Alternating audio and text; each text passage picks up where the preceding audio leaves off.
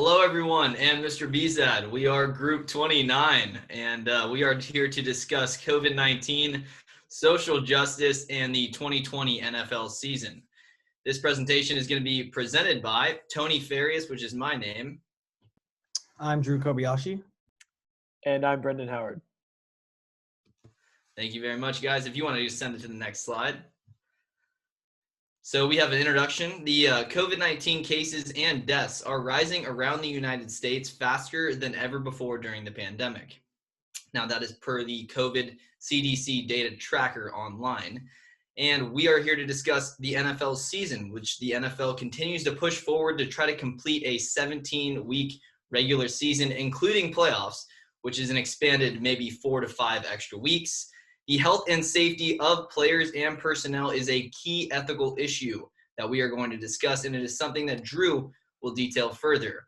Plus, Brendan is here to discuss how several NFL players are flexing their right by raising awareness for racial injustice and social change. Yeah, so I'm going to talk about the ethical issues here regarding player safety. So initially, there was serious doubt as to whether the NFL would be able to complete a full season. As the NFL prepared, they were able to watch the NBA, MLB, and NHL all carry out successful seasons amid the pandemic. The NFL opted against the bubble format for the regular season, and instead of relying on teams to make smart decisions, get tested frequently, and enforce social distancing. One of the reasons this is tougher in the NFL is because they have a lot larger rosters. NFL rosters have 53 players, while NBA only has 15 and MLB has 25. Another issue with starting the season late were that some of the older coaches and staff and those with underlying health issues are at greater risk due to of getting COVID. The league is planning on handling this by carrying out strict protocols. If a player tests positive with symptoms, they must wait 10 days, have 72 hours without symptoms, test negative, and be approved by a team and league doctor. Those who test positive without symptoms must isolate for 5 days, get 2 negative tests before being allowed to return. Additionally, the players who are deemed close contacts to the individual who tested positive are also required to test negative and could be put on the COVID reserve list as well. They're also enforcing strict mask rules, as multiple teams have been fined for not wearing masks on TV or on the sideline or in their practice facilities. And while the season has been going well, this week the league hit some bumps while the Broncos quarterbacks tested positive, and because they were all in the same room without masks, which they were violating the league policy, they were not able to play. And these strict protocols have allowed the season to continue and slow the spread of COVID.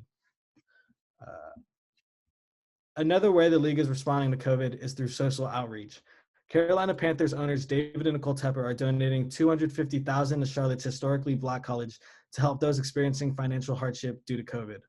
Additionally, the 49ers have donated $500,000 to support employees and those others affected by COVID. These are just a couple of examples of how the NFL is trying to help, as many other teams and athletes are volunteering at food banks and helping mentor young children as through these unprecedented times. Now we'll go to Brendan to talk about the societal impacts of the NFL season. Thanks, Drew. So amidst the unconventional environment caused by the pandemic, NFL players are also seeing the issue of racial injustice make its way into the locker room. Many players around the league have flexed their rights during the offseason, and they participated in protests following the murders of people like Ahmaud Arbery, George Floyd, and Breonna Taylor. However, the social justice movement continued into the start of the 2020 and 2021 season, and players have continued to use their platform to raise awareness on these issues.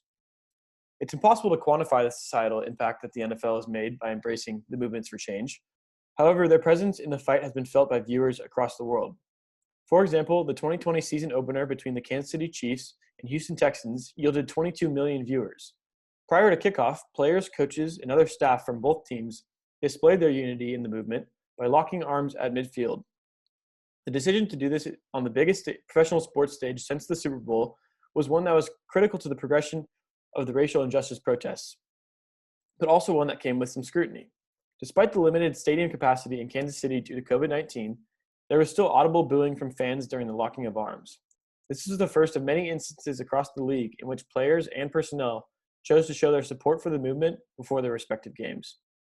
Between social media posts, customized cleats, and kneeling or locking arms during the national anthem, this season has already been one of the most impactful in NFL history when it comes to the impact that the league has had on society.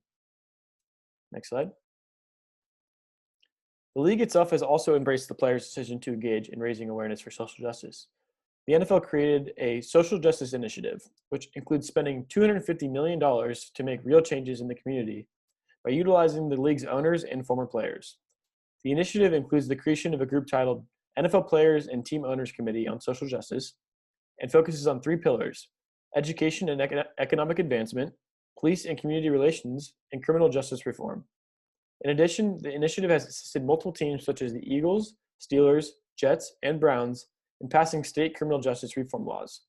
This was a crucial step for the league to take, as a big criticism in the past has been the NFL simply flashing money at racial issues without actually doing any progressive work. And next slide.